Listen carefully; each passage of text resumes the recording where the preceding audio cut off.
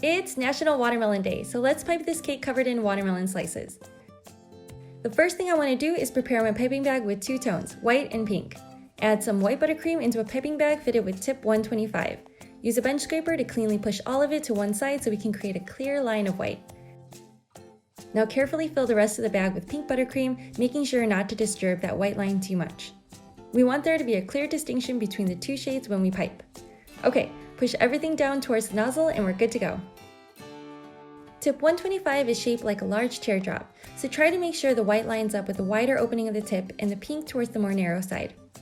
To pipe a slice, hold the tip steady at the top and swing the bottom around to create a triangular wedge. Spin the turntable as you twist your wrist to help you do this more smoothly. The design looks great if you have slices facing in all different directions. Now cover the entire surface of the cake and feel free to carry this design down the sides of the cake as well.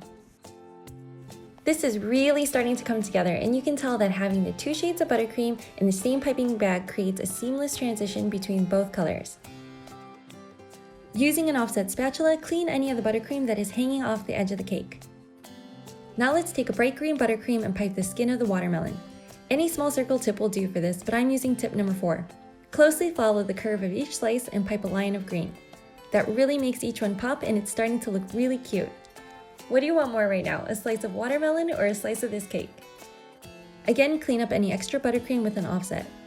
Lastly, let's pipe some seeds. I have a bag of black buttercream fitted with tip number 1, which is a small circle tip.